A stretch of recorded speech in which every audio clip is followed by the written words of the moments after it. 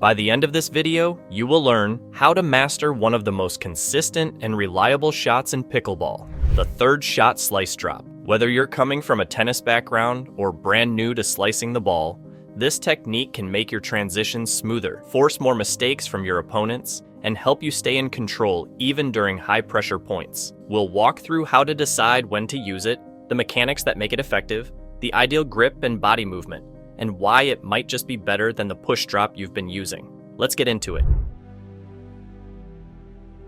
First things first, knowing when this shot makes sense. If the ball you're receiving is floating high, especially above shoulder height, this isn't the time for a slice drop. That's a tough angle and more likely to mess up your control. But if the ball is dropping below shoulder level and especially bouncing in that sweet zone near your hips or waist, this is when the slice drop shines. Making the decision early matters. Don't second guess mid-swing. Decide ahead of time and commit to the shot. What makes this shot really work is how close you get to the ball. In pickleball, it's tempting to reach or lean into shots, but for the slice drop, you need to move your feet and position yourself well. Think compact and grounded. Keep a slight bend in the elbow and make sure the contact point is out in front of you. If you're overreaching or too upright, your control goes out the window. Stay low, stay grounded, and keep your movements fluid. You want your paddle working with your body, not compensating for poor footwork. Now for the fun part, actually executing the shot. This isn't a power move. You're not driving the ball hard or trying to blast it through your opponent. It's more of a controlled, soft slice that floats gently into the kitchen. Think of it like a dink, but from further back in the court. The goal is to make the ball land softly in the kitchen so that your opponent can't do much with it. This gives you time to transition up to the net and prepare for the next shot. It's almost like bait. You're inviting your opponent to try and attack something that just isn't attackable. For grip, you'll want to use something close to the continental grip. A good trick to find it is to pretend you're giving your paddle a handshake, then slide your hand down into position. This grip is super versatile because it works for both forehand and backhand slice drops without changing your hold. The angle of your paddle should be slightly diagonal upwards, not flat and not exaggerated. The big mistake many players make is turning the paddle too much or letting the wrist get involved. Keep your wrist locked. No flipping or rolling, just a steady, simple undercut motion that slices underneath the ball.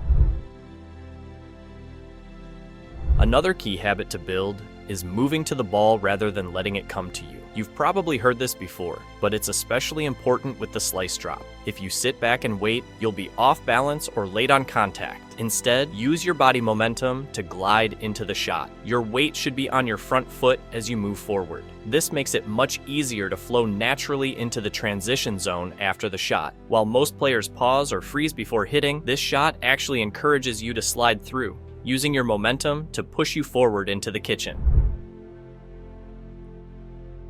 So why slice instead of push? It comes down to control. Push drops can be great for some players, but they tend to be flatter and less forgiving. A good slice drop adds a little spin, and spin equals control. Whether it's top spin or slice, that subtle rotation helps the ball behave more predictably. Push shots can sometimes sail or pop up if your timing is off. With the slice, you're creating a repeatable motion that mirrors your dink stroke, just from farther back. It's familiar, reliable, and harder to attack. It might take a bit to get used to, but once it clicks, it's like unlocking a whole new level of consistency.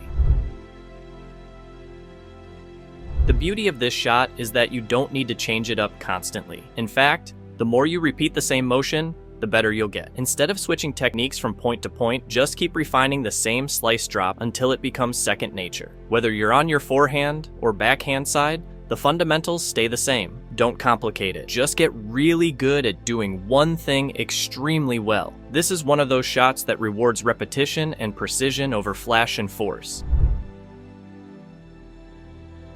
When you're learning this shot, it's easy to prefer one side over the other. Maybe your backhand slice feels great, but the forehand feels awkward or vice versa. That's totally normal, but don't neglect the weaker side. The key is to get active with your feet and avoid standing flat-footed. If you're lunging or leaning on your forehand slice, that's a sign you need to move closer to the ball. Even just a couple extra steps can change everything. Better balance, better control, and better follow through.